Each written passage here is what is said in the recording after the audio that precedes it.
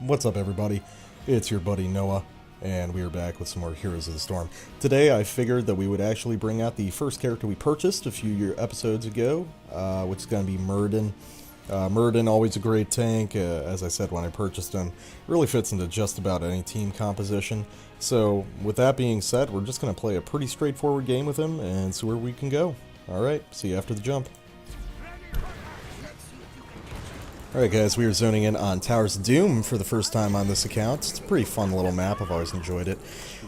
Looking at the team composition, we are crazy on damage with myself as Muradin, Li Ming, Jaina, Sergeant Hammer, and Vala versus Johanna, Jaina, Raynor, Sergeant Hammer, and Arthas. So, enemy team is considerably tankier than us, but I'm feeling like with the sheer amount of just damage that we have, we'll probably be able to do okay. Since I'm the only tank, I'm going to take mid, and I'm kind of up in the air as far as what I want to do. Reverberation is a good option to counter Raynor and Sergeant Hammer, but I really love Perfect Storm. But in the interest of properly tanking for my team, I'll go Reverberation. I'll play the nice guy, as opposed to doing the selfish move of Perfect Storm, which, while fun, isn't the most necessary thing in the world. Jaina taking some damage from that Sergeant Hammer up there, but Sergeant Hammer is also taking damage. Let's see if I can get in here, possibly get something done. Oh, I do manage to take out the Sergeant Hammer, and it's looking like I'm going to be able to escape. So, good shit. We got a real early kill right there, and we're already tremendously ahead on experience, so I'm going to say, pretty solid way to start the game. Looks like nobody on the enemy team is top lane. Don't really understand why that is. With my Stormbolt on the Raynor there, not a big deal. Towers of Doom is an interesting map, simply because sieging in a traditional sense is not nearly as useful as it is on other maps, which means you're in a situation where you're going to start roaming a lot earlier, simply because lane presence isn't as crucial. You're rarely going to win a game on Towers of Doom simply by pushing and relying on the extra cannon shots to carry you. It's really much more important to keep up on experience, which killing structures can admittedly help you out with, and just being sure to be present for objectives and start joining up with your team early and often. I'm going to hide in this bush here because this altar is about to spawn, and I want to see if I can get a quick pick off on someone. I do manage to...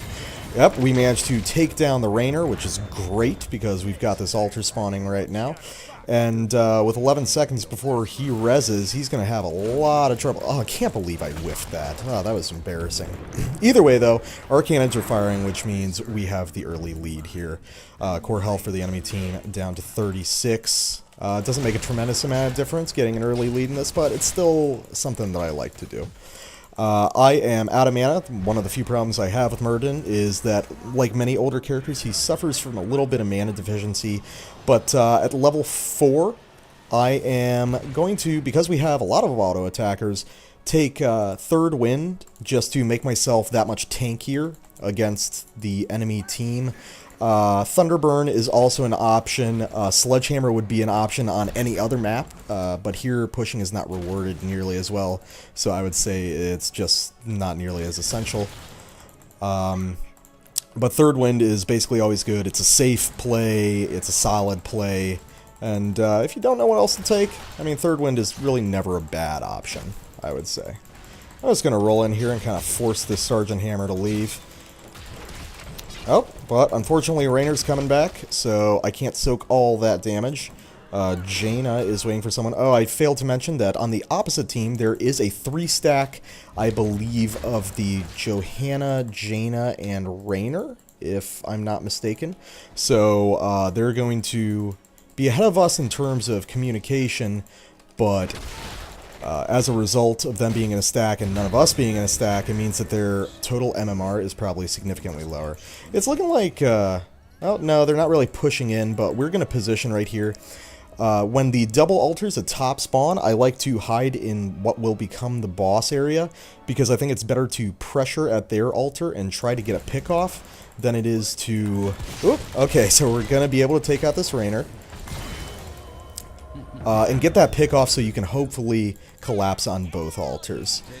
Okay, so it's looking like they already have a pretty robust defense here. Our Sergeant Hammer is unfortunately going to fall to the Johanna. Friendly team's a little bit more scattered than they should be right now, but we can make it work. I'm taking a lot of damage, and again, I'm basically out of mana. So it looks like we just traded altars on that one, no big deal. When you're ahead, you know, so making even trades now is perfectly fine. I'm soaking a lot of damage right now, but that's going to be ameliorated as the game goes on, because the burst from the other characters is going to pick up a lot more. I'm not going to have to do quite as much heavy lifting. So, level 7, I'm going to take Piercing Bolt. This is typically a cornerstone of a Stormbolt-centric build, but I pretty much always take it at level 7. There are competitive options, definitely, in the form of Battle Momentum especially, but I find that just being able to get those 2 stuns for the price of 1 is just way too good to pass up in basically any circumstance. It's just super, super effective. You don't have to worry about... trying to Stormbolt people precisely in the middle of lanes with minions present or anything. You can just kind of chuck it out there and pretty reliably hit people. Oh boy. There's a situation where I managed to pull off 2. And I am going to clear... Oh, yep, Vala takes a hit. Excuse me. But as does the enemy Sergeant Hammer. I'm just going to quietly walk away from that situation. There's really nothing to gain by pursuing that. It's looking like this is the 3-piece right here. So they're sticking together in lane a lot, and that's a pretty powerful combination with the CC provided by Jaina and the pure damage provided by Raynor and Sergeant Hammer. So that's just something we're going to need to be aware of. We have apparently captured the enemy bot fort, which is always nice. Oh no, Miss Li Ming. I will save you. I'm just going to come in here. Jaina is unfortunately going to miss with that blizzard, but we're going to position around this top altar first. That's going to be our priority, because if we get it, we can just sling on down to bottom and we're all good. Okay, got the Raynor here. I know that I'm not by the altar, but by pushing him off like this, it's still giving our Sergeant Hammer the opportunity to capture that altar. So really, it's all good. She's captured that unopposed, so I'm going to roll down here. The enemy Sergeant Hammer is actually not capturing the altar, which I find very interesting. I'm going to ping my team to assist me. I'm taking a lot of damage here, but with Li Ming backing me up, there's just no chance of them being able to take me down. We also take down, it looks like the Arthas in the top lane. So at level 10, even though it has taken a hit with the loss of the automatic stuns on auto attacks, I'm still taking Avatar, just because Haymaker is fun and it can be used to make some pretty crazy plays in certain situations, but I just don't feel like it's reliable enough to really be worth it, especially in a situation like this, where I'm a solo tank, and really my ability to be a meat shield for the rest of my team is pretty much my most crucial role right now. Actually pretty impressed that we took bot fort, which does put us at an advantage. Even if we miss 1 or 2 of these altars, it's not going to result in a tremendous problem. I'm just going in to kind of poke at that Johanna a little bit, frustrate her. I am going to... Yep, I was just blocking for Arthas right there. He managed to get the death coil off, but what I was concerned about was the possibility of... Oh, okay, we do manage to take out the Raynor. I'm not sure how my auto attacks did that, but hey, they worked. I'm going to ping for Jaina to retreat, which I think she is very aware of, but unfortunately Vala dies in the top lane.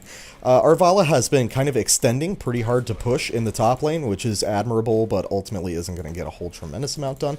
But it looks like our Sergeant Hammer and Li Ming are going to attempt to siege down this middle fort, which... though not, strictly necessary to our success, is always advantageous. I've actually never seen a team push quite this heavy on Towers of Doom, but it's interesting, and I gotta say, just having that little bit of difference does seem to be really pushing us ahead pretty far. The enemy team is involved in this engagement, but I really just want to get down there for when the altar spawns, because the enemy team is moving into position as well. I'm going to ping for assistance, so my team will head down here when they're all good and ready. So my objective right now, and I have the ability to do it as Muradin, is just to prevent them from capturing the altar as long as possible, while I wait for the rest of my team to arrive. Their Sergeant Hammer's about to be back up, but that's not really a big problem. I'm actually going to start channeling it, because I'm not sure if that that Arthas is not paying attention at all, so he's just giving me a free altar right there. No clue what he was planning, but hey, I will take it. And there goes Arthas. At this point, we're full talent and one level ahead of the enemy. I am going to take Thunderstrike. It's a little bit touchy of a skill to use, I'll admit, but I really enjoy it as a talent, and it really makes you as Muradin able to put out a lot of damage that tends to really surprise people. They never really anticipate that you're going to be able to do that much. Oh, it looks like our Li Ming wants to go for boss, which is fine. Keep in mind, if you've never played this map before, that the boss on Tower of Doom is extremely powerful. You will not be able to solo it like maybe you would as a character like Gazlo or Rexar in other situations. In this case, you are going to need the assistance of your team. As you can see, even as a Muradin, I'm taking a tremendous amount of damage. Jaina is taking a death in what I'm assuming was mid lane, because that's where I can see Sergeant Hammer, which is unfortunate, but not a big deal, and we just got another 4 free cannon shots off of that boss grab. Friendly team is stacking top lane. This is probably about the time where I should just be roaming with them consistently. Enemy team hasn't been doing a whole lot in terms of, you know, getting picks or anything, so I'm not super concerned. But it would still be good just in case. Ooh, like in this situation, we see the enemy team coming up. Our Vala is currently being threatened, so I'm going to swoop in and just block for her. And now, oh, unfortunately, Vala is just too late getting away. But, oh, God. Avatar, not what it used to be. I end up taking a death because my Dwarf Toss gets interrupted and I'm not able to get away. So I take my first death of the game. Not a tremendous deal, a little bit disappointing, but hey, we're going to get past it. Altars are spawning in 10 seconds. I've got about 18 left on my death timer, which is fine. I'm just going to scoot directly to this bottom altar. I'm going to indicate that to my team. Not sure why the rest of them aren't on the move. I see Arthas is positioned down near the bottom altar, but that didn't make a whole lot of difference last time. But it does look like Raynor is in fact channeling that middle altar, but he is going to be interrupted just before he manages to succeed. Enemy Sergeant Hammer is channeling bot, and she is going to get that. Vala just can't get there in time. I'm going to ping for her to, if I quit hearthing instead. We do manage to pick off the Raynor. I accidentally attempted to hearth, so... Okay, can I get in here with a Stormbolt? Yes, I can, and there you go, kids. That is the beauty of, whatchamacallit? Oh, Piercing Bolt. Because ordinarily I wouldn't have gotten that kill, simply because I wouldn't have been able to get off the stun. It would have hit that minion, but in this case, it carried through the minion, hit the Sergeant Hammer, and I was able to tie that up and take her out of the game for a little while. So, as I said, kind of a silly death that I took earlier there. It's looking like, the team is trying to push in bottom again, which I guess is fine. We have siege minions helping us out with that. I'll go in here, tank the cannon shots for everybody. Not strictly necessary because we have a Sergeant Hammer, but this is still going to be faster, kind of no matter what. Our Jaina is casting Blizzard on that Moonwell, even though, in this case, when you kill a fort, all the affiliated structures die as well. Ooh, we have Raynor coming around, and I'm at low health. I'm going to take Stone Form just to give me even more tankiness. Oh! And Raynor throws out his Hyperion in a panic, but that's not really going to do anything. I'm going to ping for the team to assist me with this siege over here, but it looks like no one's really available. Jaina and Vala both have to back. Sergeant Hammer might be down to assist me. Let's see. To be honest, I probably could take the siege minions myself. I mean, I wouldn't die, but it's just a lot faster to do it this way. And I got Li Ming helping out now. So, enemy team recaptures their bottom fort. That's really fine. All we need is a couple more turns, plus maybe a rando shot in the core from a boss, or, you know, any sort of thing that can happen. Okay, but we've got altar spawning right now. We're gonna go down a bomb. Oh, it looks like the team's getting really aggressive. Enemy Sergeant Hammer just gets deleted right there by the Li Ming. Just trying to watch out a little bit. I really want to rush in and grab this, but that's probably better left for Vala. And I think what they want to do is they want to delay it until we capture this, so we can get another free little cannon shot out of it, which does make sense, because that will allow us, even if we end up going even, to win on the next turn-in of an altar. So I'm just grabbing it. That's going to be 5 shots in the enemy core, only 4 remaining, which means I'm pretty sure at this point we've got this game kind of locked up. Oh, you know, I always underestimate the amount of damage that Li Ming can do. We managed to take out the Arthas and the Raynor. I thought she would need the Stormbolt, but ended up whiffing it anyway, so I guess it wasn't super necessary. I don't think that Johanna has gone down once over the course of this game. No, she hasn't, which is appropriate for a Johanna. I'm going to throw out a Stormbolt just to cover the escape of my friendly team. Obviously, everyone is retreating because, boy, are they dangerously low. I could probably go in on... No, Jaina manages to scoot away with just barely any health remaining. But it's all good. We're going to play this patiently. We're just going to wait for another altar. Or if boss pops, which is actually going to be in just 6 seconds, we can just tie the game up right there. That's the only problem I have with this map, is that it gets a little bit underwhelming. Just in terms of, you know, you win with the boss and you don't really have a whole lot of interaction. Kind of the same problem you get with Blackheart's Bay. But it looks like the whole team is registering what I'm doing. So right here, we're going to take this boss, and unless we are substantially interfered with, we're going to tie the game up right here. Oh yeah, and the amount of damage we're putting down. We burn down that boss. That is another 4 shots in the enemy core, and that is going to result in game. Oh, a little anticlimactic. I was hoping for a big final battle at an altar, but it's looking like the guys on the enemy team were just a little bit outclassed the whole time. But we can see exactly how outclassed they were when we take a look at the stats. So as you may or may not know, matchmaking Heroes of the Storm is very preferential to the non-group team versus the group team, which means, in more straightforward terms, I said at the beginning of the game, the team with the stack on their side, and I'm not sure if we can see the stack. Yeah, right here, it was Jaina, Raynor, and Sergeant Hammer, actually. Oh, yeah, that's what I said before. The 3 of them were in a stack together versus all of us who were just single players. Which means that our average MMR was probably substantially higher than the enemy teams, just because they have that stack, and they likely have the advantage of being on comms with each other and everything. But let's take a look at the stats for a little bit. I soaked the most damage in the game at 25,000, most of which felt like it was pretty early in the game. Obviously my damage actually above our friendly Vala, who I think was the weakest member of our team, as you can see by the number of deaths she sustained. Sergeant Hammer was just cleaning up, sieging on siege damage and XP contribution the whole time. On the enemy team, I'm guessing we had a first-time Sergeant Hammer player, a first-time Arthas player, and the other 3, Johanna was probably the best. I mean, she didn't take any deaths. She tanked relatively well with what she had available. But the Arthas and Sergeant Hammer were definitely free weakers, because those characters are both on rotation right now. Overall, what could they have done? The enemy team was just very scattered. They were just making a lot of fundamental mistakes, like Arthas allowing me to cap that bottom altar halfway through the game without even trying to interrupt me. I don't think he was paying attention to the minimap. I don't even know if he knew that altars were up at the point, but safe to say that's something you should never do. Always keep an eye on the minimap, and always be aware of where you are in terms of the objective cycle for whatever given map you're on.